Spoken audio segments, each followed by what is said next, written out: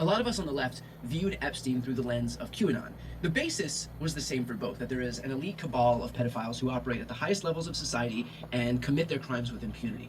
Things diverge when it comes to pizza place basements and drinking the blood of children and whatnot, but all of that notwithstanding, the foundation is the same. And I will say with some humility that I was wrong in casting the entire idea off as fake, because it's not. There is, in fact, a cabal of elites that have committed these heinous crimes with impunity, and they do span the highest ranks of society and government. They may not be doing it in pizza place basements, but they're certainly doing it, and they're doing it in places like Epstein's home, for example. All of which has taught me to be a little bit more open-minded, even in scenarios that are so depraved that I hope against hope that they're nothing more than baseless conspiracy theories. So once again, we see a problem with the left-wing propagandists in independent media. They spend so much time focused on the right-wing propagandists and critiquing them and talking about all the bad things that they do, and they do a lot of really bad things in right-wing media, that there's no mirror, there's no self-reflection, there's no spending much time looking at what they're doing and the problems in their reporting. So for example, and this is not a unique thing, I've seen this many times and I've pushed back against it every single time it happens. Notice how he admits that they're looking at, he says left-wing media was looking at the Epstein thing through the lens of QAnon. When did QAnon become a thing?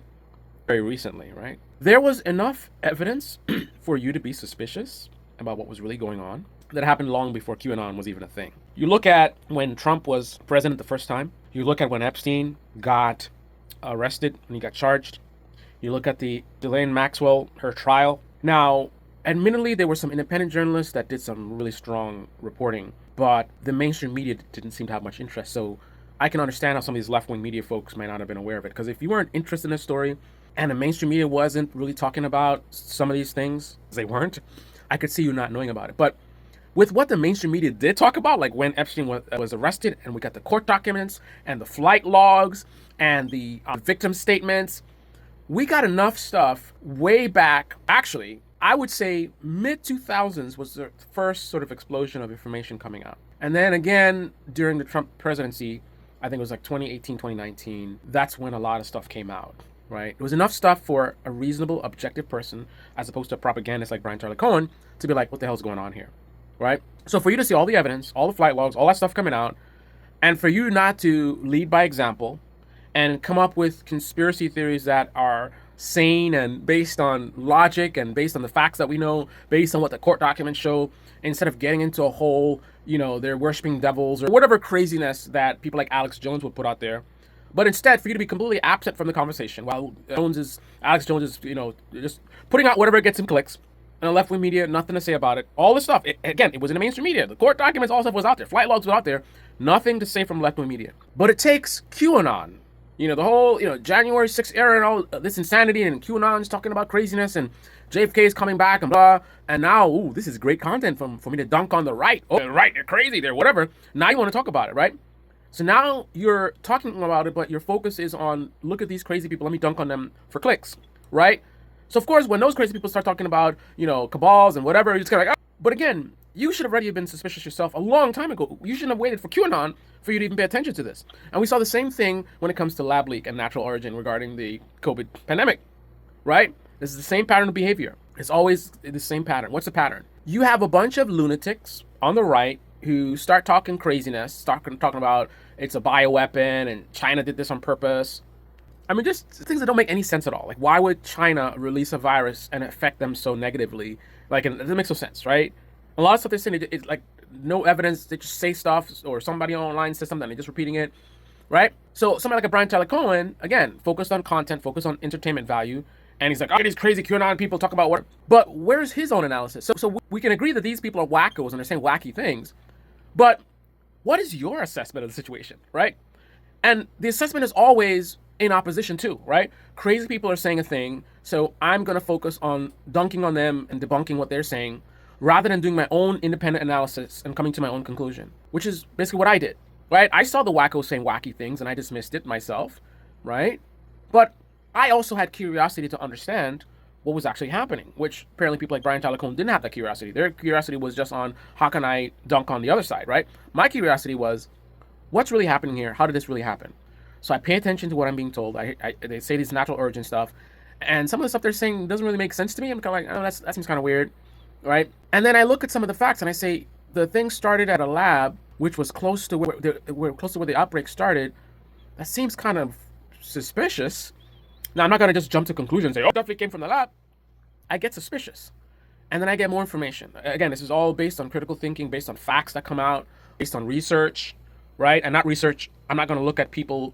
I'm not going to look at somebody who's pushing rhetoric that it's a natural origin or it's a or whatever. I'm going to look at raw facts. So, for example, when there was this people talking about that it came out of a lab, I actually went and did research into lab leaks. How frequently do we have lab leaks?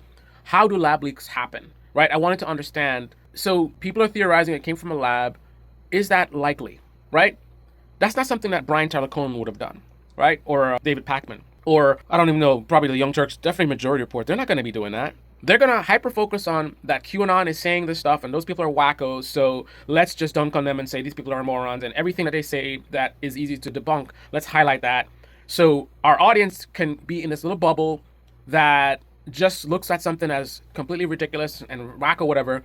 So if there's any truth behind it, my audience is not going to have any idea because I don't have any curiosity to investigate myself. I don't have any curiosity to independently analyze it and try to understand it myself. No, my only interest is dunking on the other side, right? That's the Brian Tyler Cohen model. My model is I want to get my audience in touch with truth, right? So I saw a lot of suspicious things happening. I noticed a pattern, and I wasn't just looking at one source. I was looking at different sources. I didn't pay too much attention to the wackos and like the bioweapon folks, but I didn't ignore them either. Right? And I kept noticing we kept getting more information that was leading towards a lab leak theory, but I didn't see the natural origin theory being strengthened. Like they kind of said it in the beginning and they just kind of, that was the official narrative, but then they weren't adding more to their theory. Like time was going by and I'm like, okay, what have you found that validates this natural origin thing? I mean, if you really want to be totally sort of biased, you could say there were little things here and there, but there kept becoming more and more evidence of something was fishy going on and lab leak theory started to look more logical. There were some hearings and statements that were made, and I started looking into our NIH website, and I started looking at historically research regarding gain of function, and like I didn't need to be a QAnon type person spoon-fed this by some moron trying to make money from me, right? I didn't need Brian Tyler Cohen to actually do his job and look into this, right? I had a curiosity to independently look into this thing and try to understand what's happening and to pay attention to what's coming out there, and that's why I leaned heavily on this looks like a lab leak.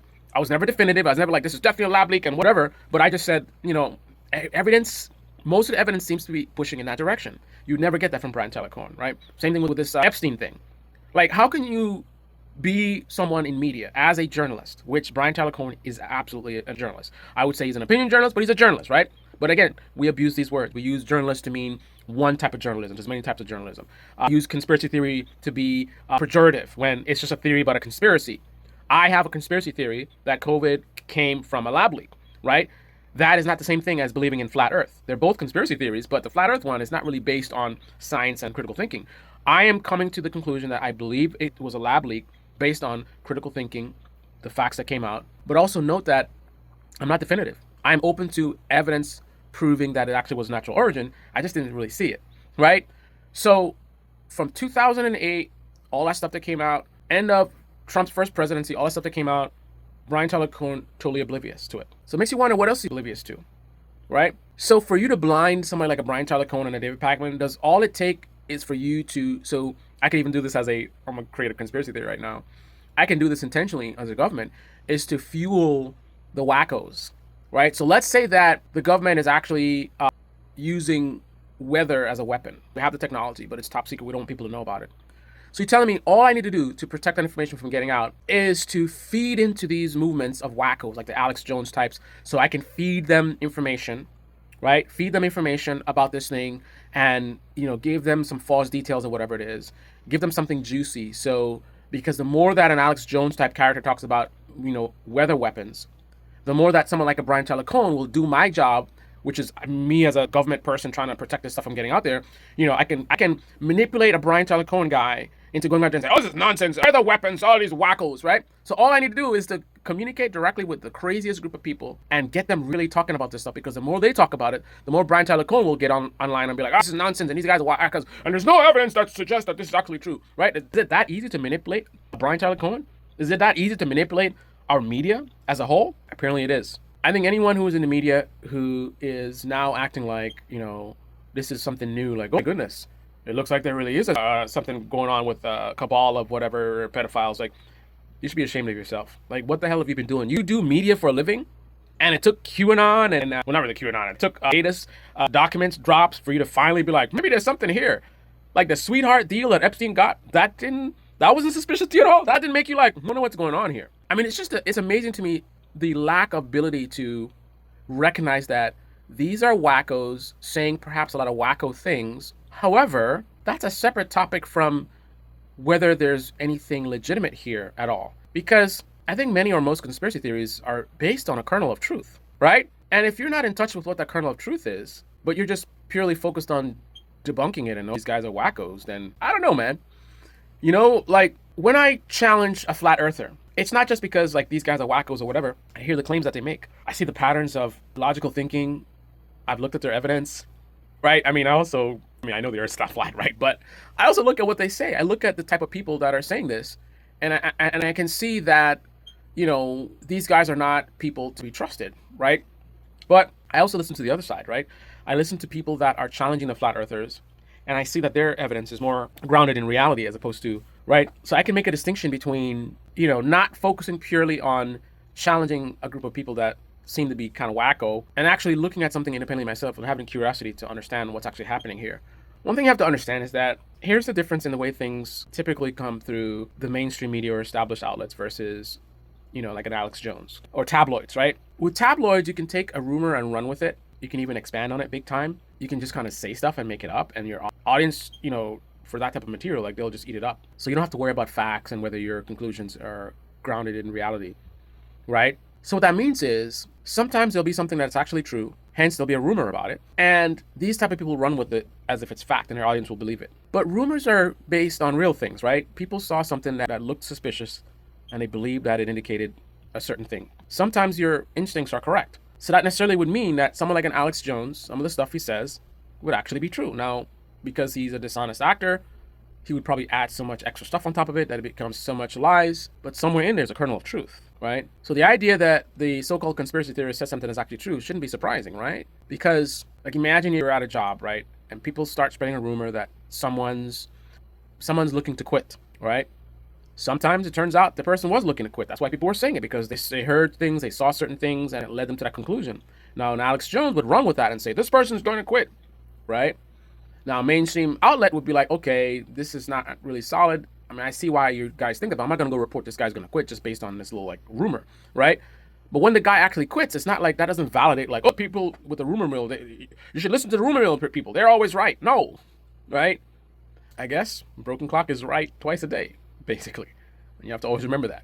A lot of stuff Alex Jones says is not true, but certainly some of it is true, or at least part of it's true, right? Because I don't think his goal is to just tell lies. His goal is to make money, and he makes money from juicy stories that nobody else wants to talk about. So, you know, stuff that is just rumor, you know, that sounds juicy, he'll run with it and speak with it with authority. But it could actually be based on truth, and maybe the theories and the rumors are actually true, right? But that's not a credit to Alex Jones just because he just ran with stuff, right? I mean, imagine I just walk around and every rumor I hear, I run with it and say, this is happening, that's happening, right? And every time the rumor ends up being true, it's kind of like, oh, the baby channel really knew what he was talking about. No, I didn't know what I was talking about. I was just repeating stuff, you know, I was hearing. People come to me, hey, did you know such and such whatever? And I just go and repeat it like, hey, such and such whatever, without solid evidence. It's because something I heard. That's basically what Alex Jones does, right? Anyway, I think I made my point. This is Baby Channel. Baby, comment section below. Click on the like button, subscribe to my bell. Be well.